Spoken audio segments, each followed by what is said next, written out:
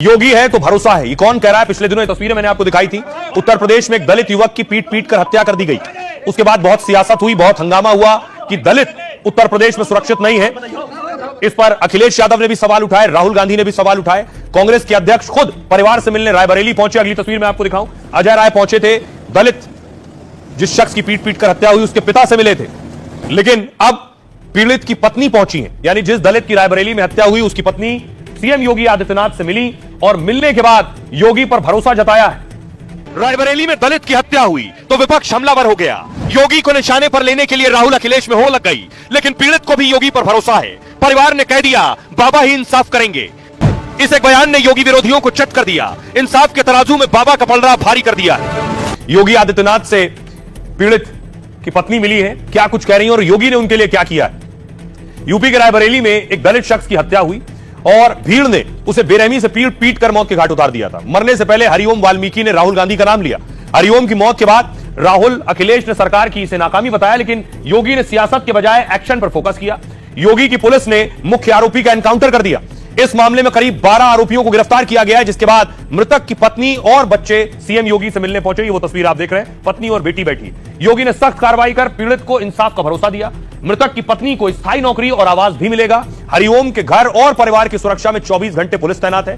मृतक की पत्नी ने कहा योगी सरकार की कार्रवाई से संतुष्ट है। संगीता वाल्मीकि बोली योगी ही दलितों की रक्षा कर सकते हैं।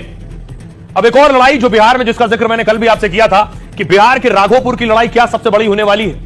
ये इसलिए कहा जा रहा है क्योंकि राघोपुर में कल प्रशांत किशोर की पार्टी की एक लिस्ट आने वाली है और क्या प्रशांत किशोर का नाम भी उस लिस्ट में होने जा रहा है। क्या तेजस्वी यादव और प्रशांत किशोर आमने सामने होंगे? तो राघोपुर की लड़ाई के बारे में मैं आपको बताऊं, पीके की जन स्वराज तेजस्वी के गढ़ में सेंध लगा सकती है, यानी पीके और तेजस्वी के बीच राघोपुर में दंगल हो सकता है। प्रशांत किशोर राघोपुर से चुनाव लड़ने की तैयारी में है। कल मैंने आपको बताया था कल जन स्वराज की दूसरी लिस्ट आने वाली है, जिसमें यह दावा किया जा रहा है और माना जा रहा है कि प्रशांत किशोर का नाम राघोपुर से हो सकता है। तेजस्वी के खिलाफ लड़ेंगे पीके, जन स्वराज को फायदा होगा क्योंकि पीके भी केजरीवाल स्टाइल की राजनीति कर रहे हैं। 2014 में केजरीवाल ने बनारस में पीएम मोदी के खिलाफ चुनाव लड़ा, हार गए, लेकिन आम आदमी पार्टी की राष्ट्रीय छवि बन गई।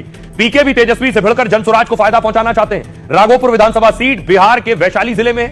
राघोपुर यादव बहुल जनसंख्या वाली विधानसभा सीट है और इसलिए 30 साल से राघोपुर, सोचिए, लालू परिवार का गढ़ माना जाता है।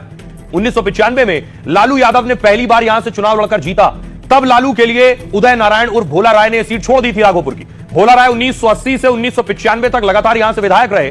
लालू चारा घोटाले में फंसे तो साल 2000 के उपचुनाव में राबड़ी यहां से जीत गई। 2005 में भी राबड़ी देवी राघोपुर से जीत कर विधायक बनी, लेकिन 2010 में जेडीयू ने लालू परिवार को हार का स्वाद यहां चखाया। 2010 में जेडीयू के सतीश कुमार ने राबड़ी देवी को 13,000 वोटों से हरा दिया। 2015 में तेजस्वी यादव पहली बार यहां से जीतकर विधायक बने। 2015 में आरजेडी को लगभग 49% वोट मिले थे, तो बीजेपी को लगभग 36-37% वोट मिले थे। 2020 में आरजेडी ने 48.74% वोट शेयर के साथ जीत दर्ज की थी, जो एक बड़ा मार्जिन था, जबकि बीजेपी को 29.5% वोट मिले और दूसरे नंबर पर बीजेपी रही थी। तो अब सवाल यह है कि यहां जब लड़ेंगे खुद प्रशांत किशोर तो किसका वोट ले जाएंगे, तेजस्वी का या फिर बीजेपी का?